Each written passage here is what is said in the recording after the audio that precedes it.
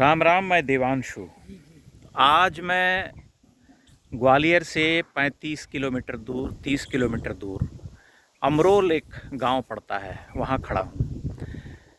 यहाँ पर गुर्जर प्रतिहार वंश के द्वारा जो आप बनवाए हुए मंदिरों को देखते हैं, पूरे मध्य प्रदेश और राजस्थान और गुजरात के मुहाने तक जो सैकड़ों हज़ारों की संख्या में मंदिरों का निर्माण उन्होंने करवाया, उन सभी मंदिरों में सबसे पुराना मंदिर माना जाता है अमरोल में। ये प्रतिहार वंश के द्वारा निर्मित मंदिर है और इस मंदिर के बाद ही विशालकाय दूसरे मंदिर जो गुर्जर प्रतिहार वंश के द्वारा बनवाए गए, उन सब की प्रेरणा इस मंदिर से ली गई।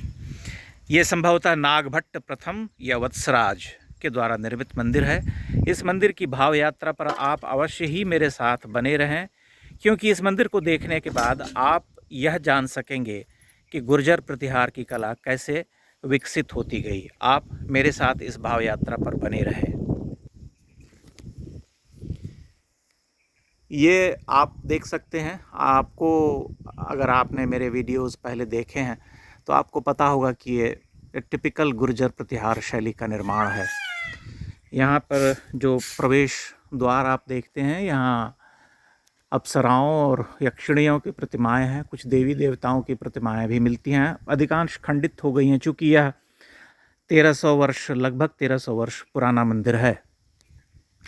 लेकिन जो बटेश्वर के मंदिरों के अधिष्ठान मैंने आपको दिखलाए, उन अधिष्ठानों पर भी आप ये मालिकाएं देखते हैं निचले हिस्से में जो यहाँ उत्कीर्ण हैं। ये सर्वप्रथम आपके सामने प्रमाण बनकर प्रस्तुत होते हैं कि ये गुर्जर प्रतिहार की निर्माण कला है। फिर यह जो विशेष चिन्ह आप देखते हैं, ये गुर्जर प्रतिहारों का ही उनका ही स्थापत्य, उनकी ही वास्तुकला का प्रमाण है। और धीरे धीरे ये जो शिखर है ऊपर उठता है। यहाँ पर हम कुछ खंडित शुकनासिकाएँ भी देख पाते हैं उधर आगे की तरफ सामने। लेकिन ये कोई बहुत विशाल मंदिर नहीं है, लेकिन ये अत्यंत ही महत्वपूर्ण मंदिर है इस अर्थ में कि इस मंदिर को देखने के बाद ही और इस मंदिर से ही बाद के मंदिरों की संकल्पना बनाई गई और इस मंदिर से ही प्रेरणा लेकर अन्य बड़े और विशालकाय मंदिरों के निर्माण हुए, चाहे वो बटेश्वर के मंदिर हों या फिर आसपास के क्षेत्रों में जहाँ मध्य प्रदेश और बुंदेलखंड में घूम घूम करके मैंने मंदिरों को दिखलाया है। यहाँ जो निचला हिस्सा है, इस वेदीबंध जिसे हम कहते हैं, वहाँ पर कुछ खंडित प्रतिमाएं दिखती हैं। यहाँ गणेश की प्रतिमा आप मेरे सामने देख पा रहे हैं। ये महादेव की ही प्रतिमा है, खंडित कर दी गई है। आगे ब्रह्मा और कार्तिकेय आदि की प्रतिमा मिलती है। यहाँ मयूर दिखाई पड़ता है खंडित, और ये भालावेल भी दिख रहा है। ये कार्तिकेय की प्रतिमा है, लेकिन अधिकांश प्रतिमाएं खंडित हो गई हैं। और चूँकि यह सबसे पुराने मंदिरों में से एक है, इसलिए इसका बचा रह पाना या बचा रह जाना भी एक तरह से कौतुक ही है। यह एक सुदूर ग्रामीण क्षेत्र में पड़ता है, खेत के बीच में स्थित है। अमरोल एक छोटा सा गांव है। मध्य प्रदेश से शिवपुरी जाने के रास्ते में आप देखते हैं इस गांव को, और वहाँ ये मंदिर अवस्थित है।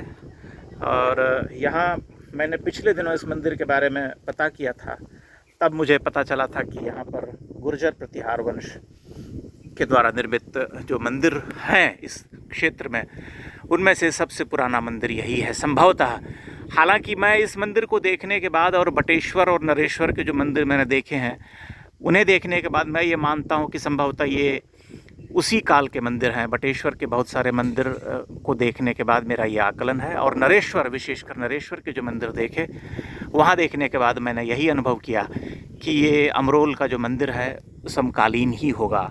और इसी मंदिर से जो है आगे गुर्जर प्रतिहार वंश के राजाओं के द्वारा निर्मित अन्य मंदिरों का पता चलता है। आप इसे कह सकते हैं कि पूर्व पीठिका है ये इसलिए इस मंदिर का होना अत्यंत महत्वपूर्ण है। और जो भारत के प्राचीन मंदिरों को देखने के आग्रही हैं या उत्सुक हैं, उन्हें यहाँ अवश्य आना चाहिए और देखना चाहिए कि कैसे 1300 वर्षों से ये मंदिर काल के थपेड़े सहता हुआ खड़ा है आज भी।